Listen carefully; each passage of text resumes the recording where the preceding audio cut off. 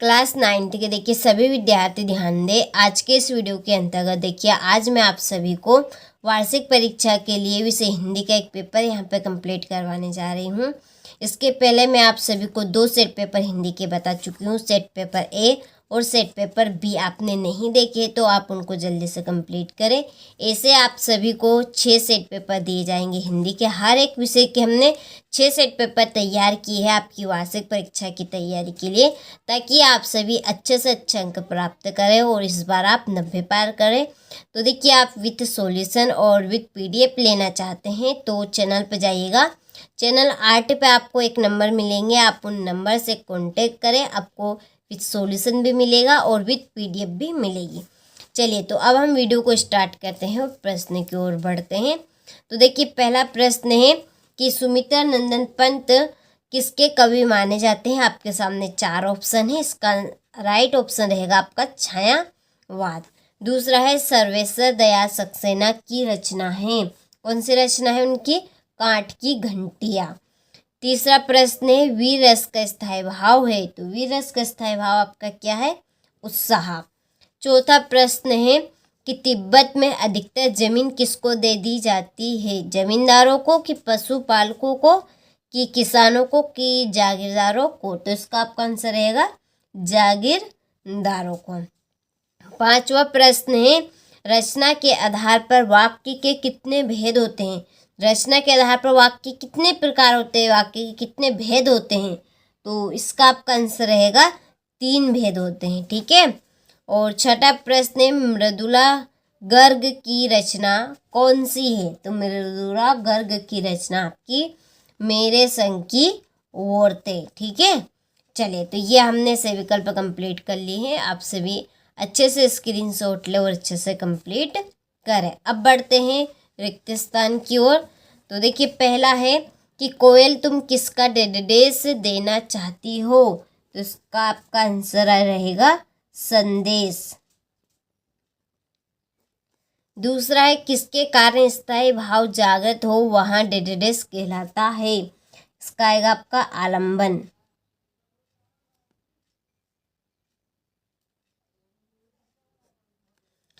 तीसरा है अभिमान में मान डेडेडेस लगा है। क्या लगा है? प्रत्यय। चौथा है उमा ने डेडेडेस की परीक्षा पास कर ली थी। इसका आंसर है बी ए की। महादेवी को एक कविता पाठ पर डेडेडेस मिला। तो इसका आपका आएगा चांदी का कटोरा। ठीक है। और छठा है एकांकी में डेडेडेस होता है 1 अंक।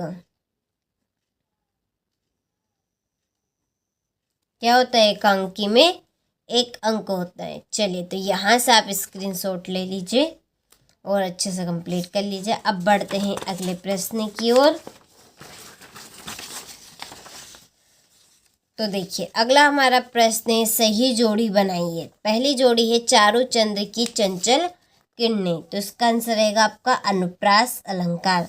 दूसरा है बिहार। बिहार की आपकी जोड़ी है जाबिर हुसैन। तीसरी है मात्र ही भर। ये क्या है? आपके निपात शब्द है। प्यारे लाल शर्मा। ठीक है। चौथी जोड़ी आपकी स्वतंत्रता सेनानी थे ये।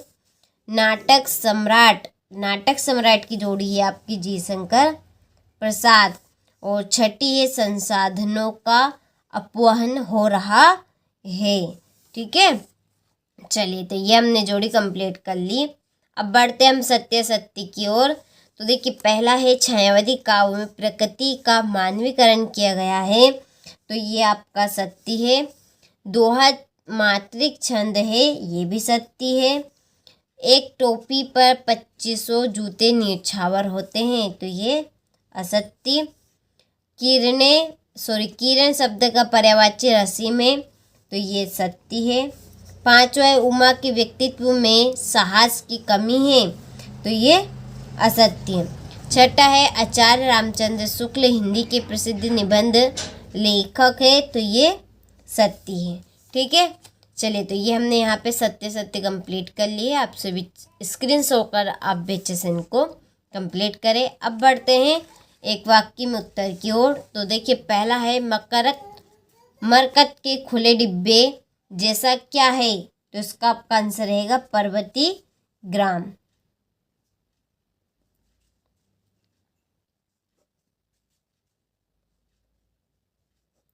दूसरा, स्थायी भाव को जगाने वाले तथा उद्दीप्त करने वाले कारक क्या कहे जाते हैं, तो इसका आपका आंसर रहेगा विभाव। ठीक है, तीसरा है महादेवी के परिवार में हिंदी को कौन लाया, माताजी।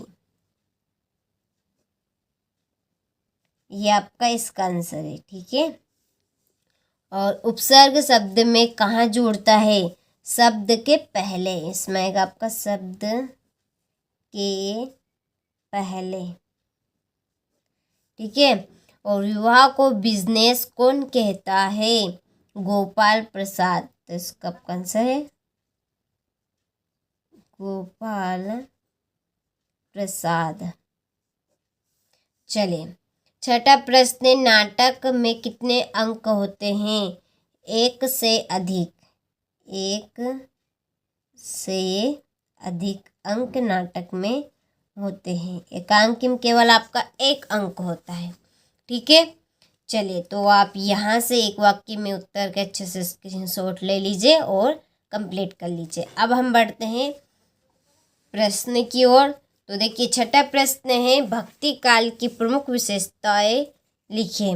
कबीर ने ईश्वर को सब सांसों की श्वास में क्यों कहा है, कोयल की कूक सुनकर कवि की क्या प्रतिक्रिया थी।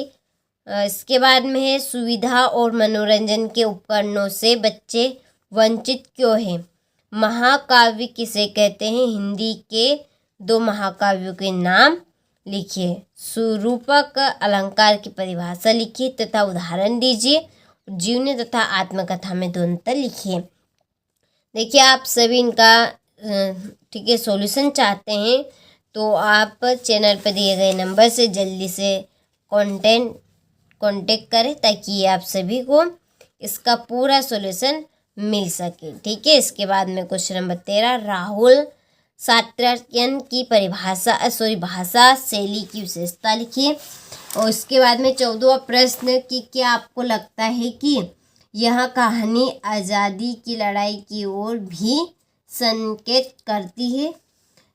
15वां प्रश्न, पाठ में टीले शब्द का प्रयोग किन संदर्भों को अंकित करने के लिए किया है, संधि एवं समास में 2 अंतर, उपसर्ग और प्रत्यय में अंतर, बाढ़ की खबर सुनकर लोग किस तरह की तैयारी करने लगे। ठीक है, और क्वेश्चन नंबर 18 से हमारे संदर्भ प्रसंग व्याख्या है। स्क्रीनशॉट आप अच्छे से ले और अच्छे से इनको कंप्लीट करें। अब देखते हैं अगला प्रश्न। तो देखिए यहाँ पर ये आपका 19वें का अथवा है। इसके बाद में क्वेश्चन नंबर 20 और क्वेश्चन नंबर 21,